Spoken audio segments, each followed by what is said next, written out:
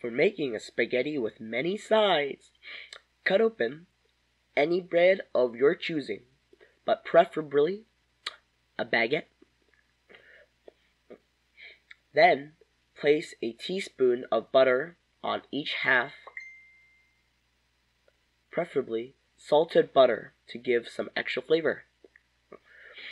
Drizzle some olive oil onto each slice and sprinkle some minced parsley on top. Bake until toasty at around 400 degrees.